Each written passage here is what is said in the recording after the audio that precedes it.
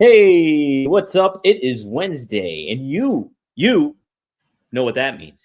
It's Rumor and Innuendo. I'm Dominic D'Angelo of adfreeshows.com, SEScoops.com, and brassringmedia.com. Check it out. But right now, you're checking us out. That's me and Mr. Robert Karplis, WD Creative _ish.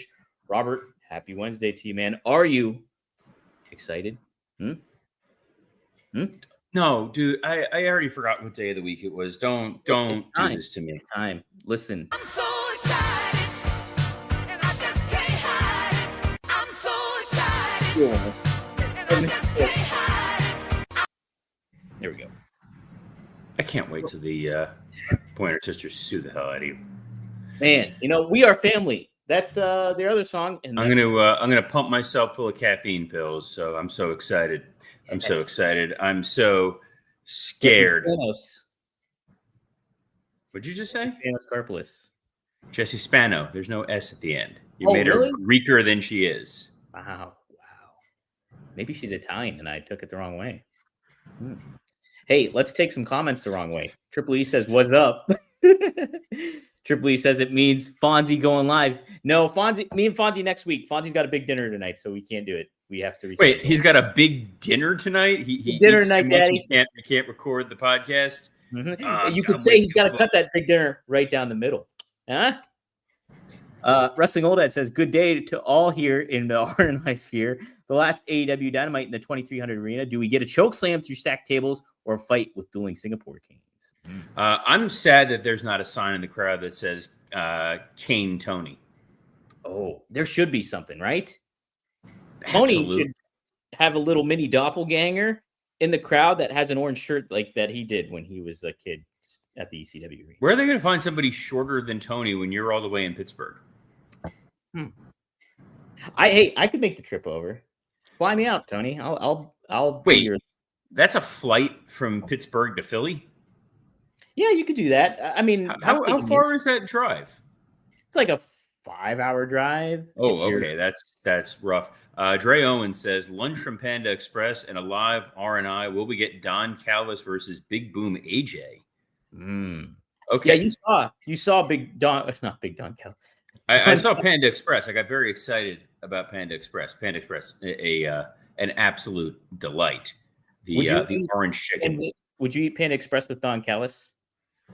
Well, considering I'm not a woman of a certain age, yes, I would feel safe. Hey, did you see him choke out Big Justice? That's where that's all coming from. No. When did this happen? Big Justice, like Justin Roberts style, not with a tie, but with like a shirt or something. Wait, when did Don Callis turn babyface? When did this happen? This was on Collision, I think. Oh, well, then it didn't really. If a tree falls in the woods, Collision. It didn't really happen. Mm-hmm. Oh yes. I tend to watch Collision. If I do, it's usually if there's a Sunday where like my wife and kids are out or something, where I'm like, I can watch it. This past Sunday, we didn't talk about this. I got to spend the day with the Stanley Cup. That's right. Which was a hell of a lot of fun. After 8.5 years of working for the Panthers organization, the chance to kind of hold that sucker up was it was something else. How heavy? It's surprisingly light. Really? Yes, but it was great. I had a lot of strange ups and downs working. I had this crazy thing. I went through several team presidents because that's the way it is, and I worked with this one gentleman who was we can say prick on YouTube. Oh, absolutely. I'm pretty sure. I'm not going to say who it is. So this individual was an absolute prick. And I got an email one day from him saying, hey, I need you to go buy some Amazon gift cards. Really appreciate it. Thanks. And that's how I knew it was a phishing scam. Whoa. Because he never, when I worked for him, would have written, can you please, or thanks. Wow. And speaking of scams. Yes. I want to talk about our friends at Cash App. Yes. Cash App has built-in card security that keeps your money safe, plus the protection you expect. Wish Cash App existed back when I dealt with that issue. Because when it comes to your money, you deserve to feel safe from fraud and in control. And that's exactly what you can expect with Cash App. When you get the Cash App card, not only do you get access to a ton of perks and benefits like exclusive early access to nationwide concert pre-sales or discounts on popular brands. Believe me, I'm trying to get those Ariana Grande tickets for my daughter. I would love to have had the early access. You also get extra security with the power to instantly lock or unlock your card right from your phone with just one tap.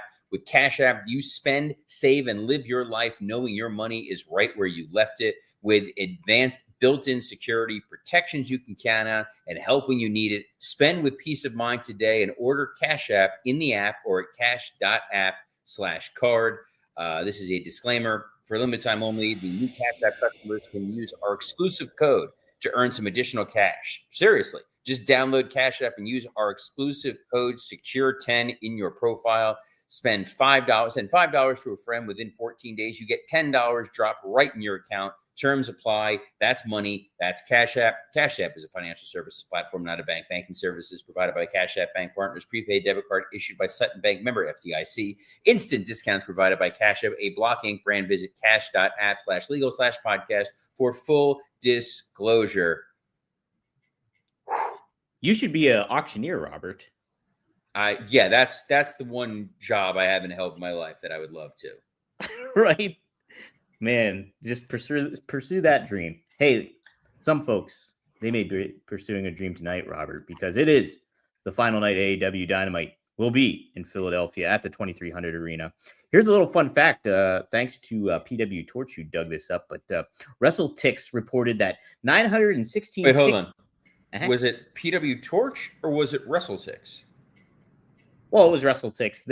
So WrestleTix did some sort of research. PW Yes. Torch took that research and posted it, and you attributed to PW Torch. PW Torch. Aggregate. PW.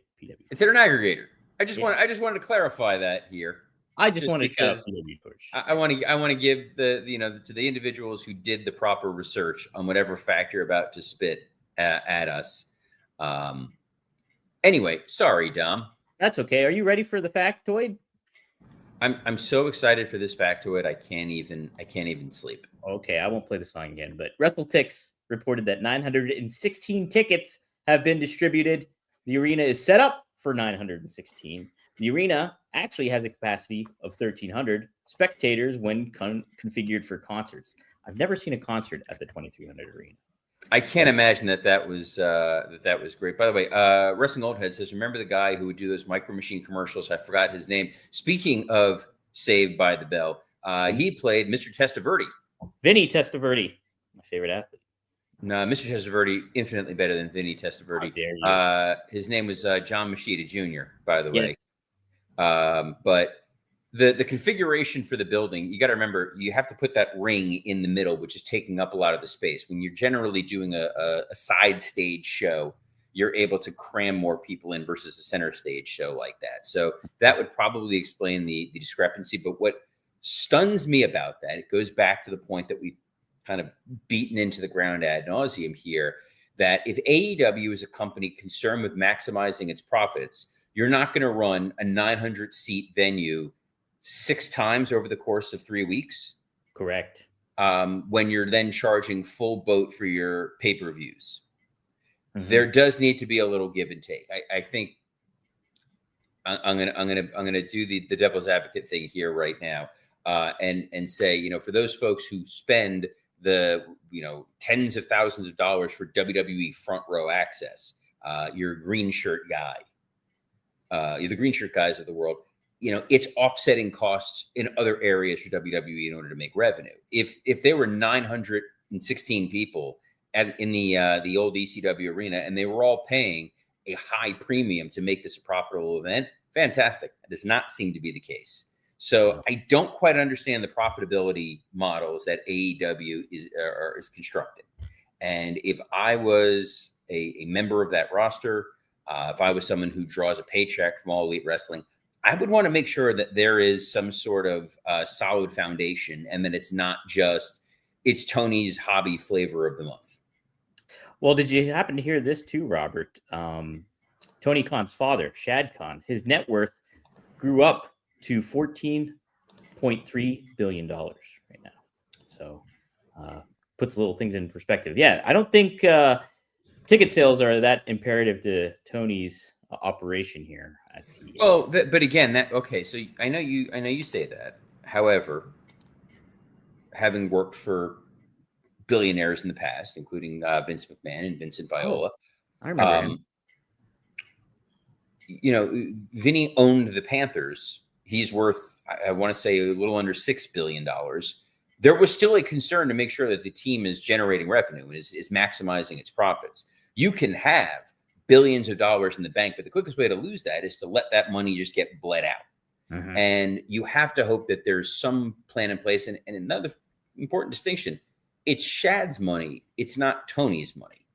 Mhm. So all you need is one momentary schism between father and son, and then it's what does Tony have in his bank account? And can he continue to fund it going forward? That was my point. So for as long as it's a generous donation from the Shad Khan Mustache Foundation, you do want to make sure that you are independently financially solvent so that you don't have to worry about dipping into the piggy bank. There was nothing more awkward working in professional sports than having what we had to call cash calls, where you get on the phone with your leadership group. At one point, we had a consortium of 13 owners.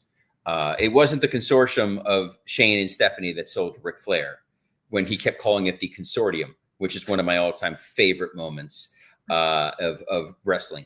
But you get on a call and you got to go, hey, owners, we need X amount of dollars in order to keep the lights on. Who wants to stroke a check? My goodness. That's where this becomes a little interesting. I want to give a shout out to Scumbag Trav, who said, "Glad I caught this live. Have a great day, guys. So happy to have Scumbag Trav here with us. Only the finest scumbags. Only the finest. Which, by the way, I will give speaking of scumbags, a quick mazel tov to our favorite scumbag MJF and his wedding last week. Yes, congratulations, MJF. We exchanged. Yes, and Alicia. This is very Scootman.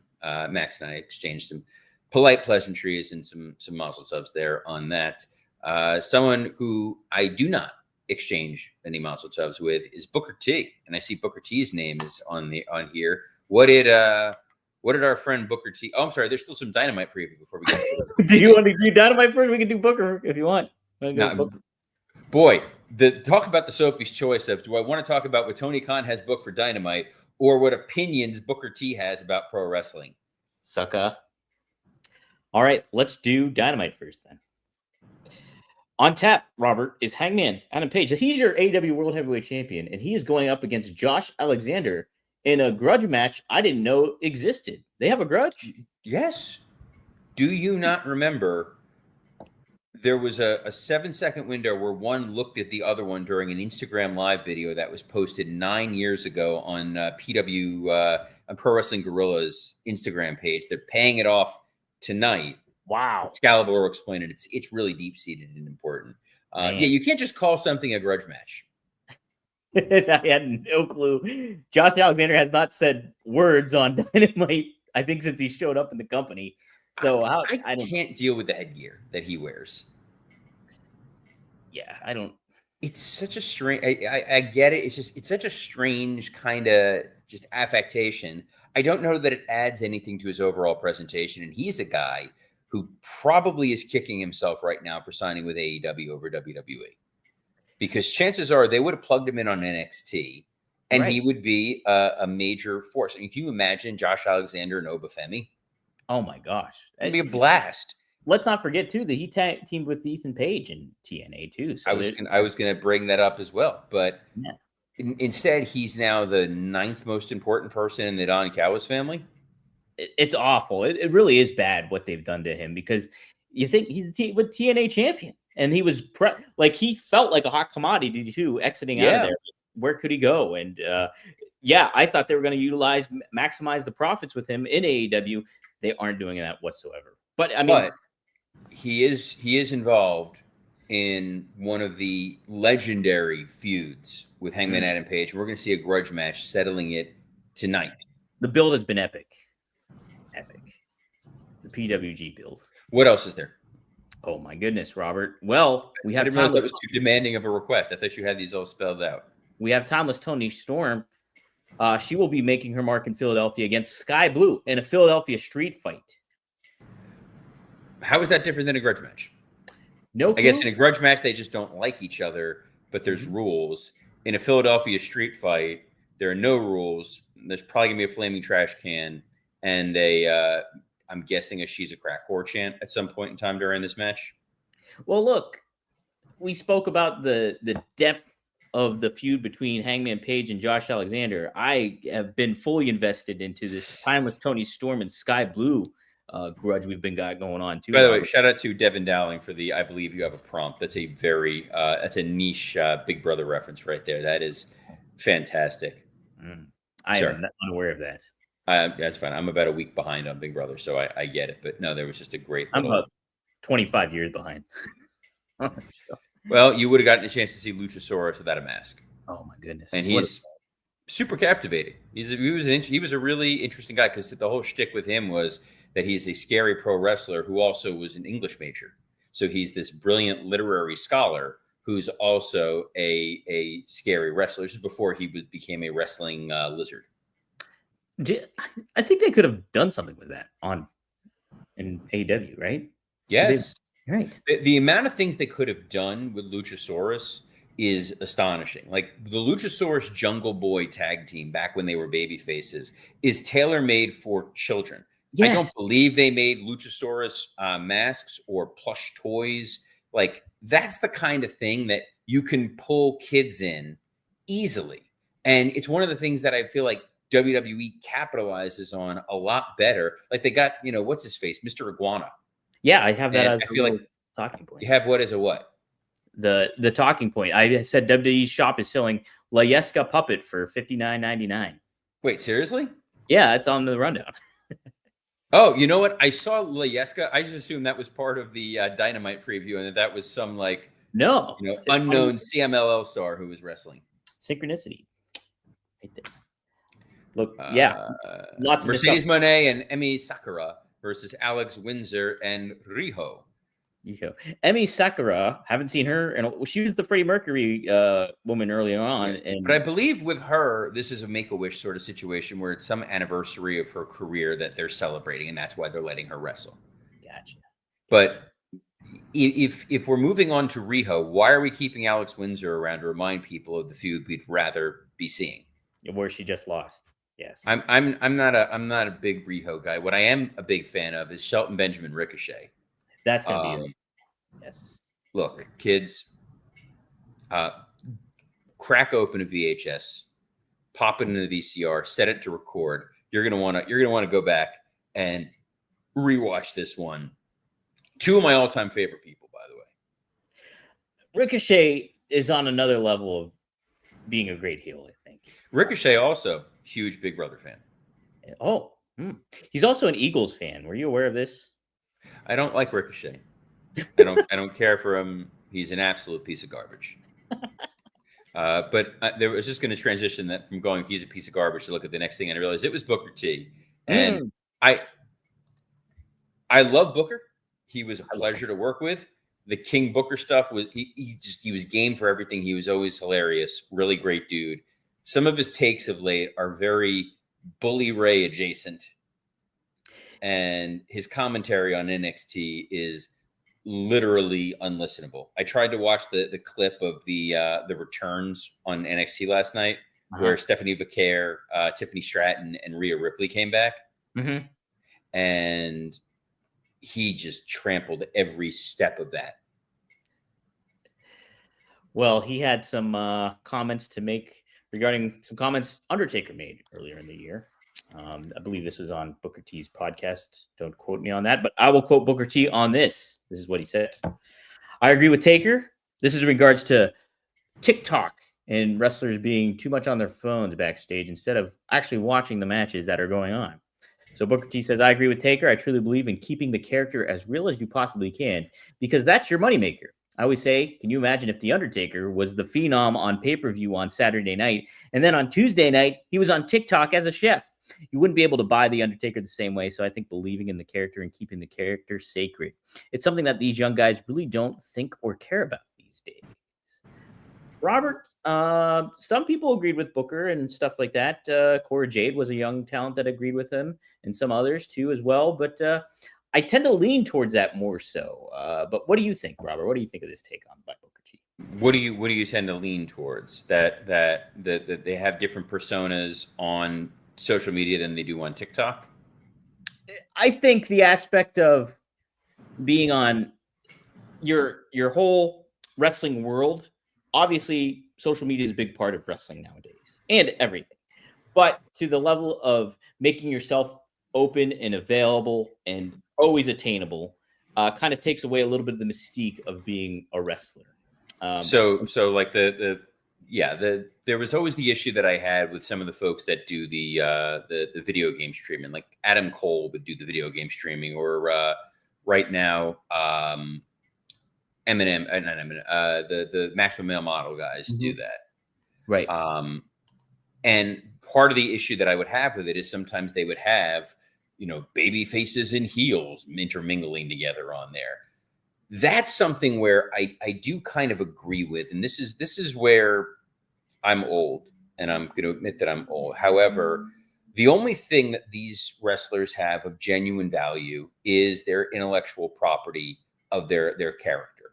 Mm-hmm. And when you risk damaging the intellectual property of the character that's not entirely your own, you are endangering profitability.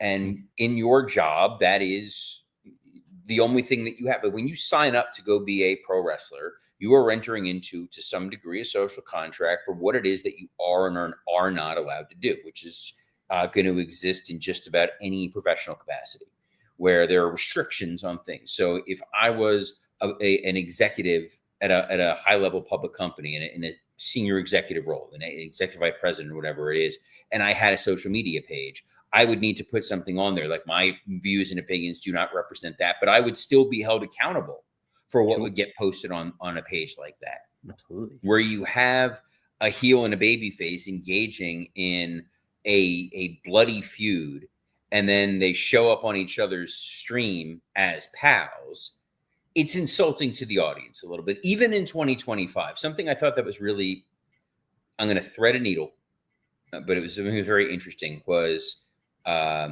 wrestler who got married last week. I'm not going to say who, plausible deniability. Interesting. Who may or may not have, both public facing and non-public facing social media. Mm-hmm.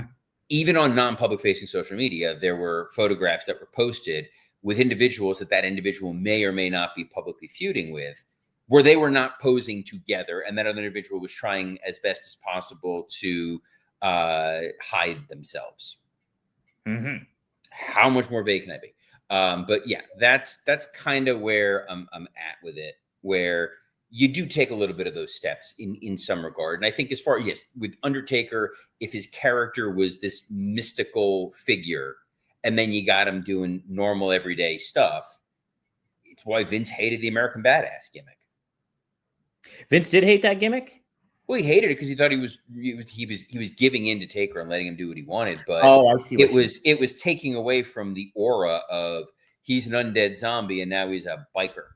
Gotcha.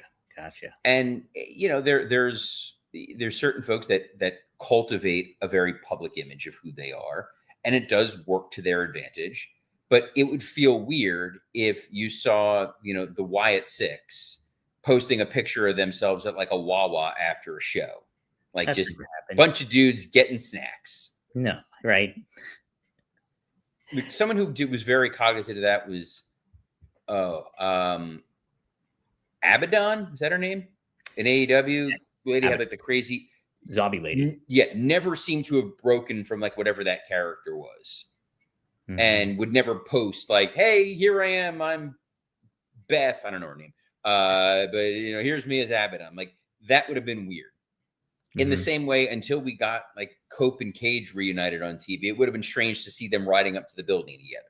100%. Right? It's old fogey-ish, but there's a certain degree if you want to create some element of that mysticism to it. And if anything, it has value and enhancement. you know, when Woods started up, down, down, that was his life. That was his passion. That was what he was going to go kind of branch off and do, and was doing stuff with G4, I believe was the channel. Yep. So yeah, he was building a second career for himself. That I can understand. And he wasn't doing anything out of his normal character. His on-screen persona and his video game persona, very much the same. You know, think of a guy who's especially serious and menacing, and then all of a sudden you see them being wacky and playing video games. You're going to be like, this doesn't feel great. But something that feels great is getting to be here with you, Mr. D'Angelo, every Monday through Friday at noon Eastern. A plethora of platforms, including the WWE Creative_ISH X account, the at Dominic D'Angelo X account, the at SE Scoops X account, and on YouTube on Rumor and Innuendo and ad-free shows. I think we did a fine job here today, Mr. D'Angelo. And I don't know about you, but I am so excited to be back here tomorrow. So on behalf of the man who's dying to play this music cue, but he doesn't have time to anymore, Dominic D'Angelo, I'm Robert Karpolis. Best of luck in your future endeavors. You're a liar.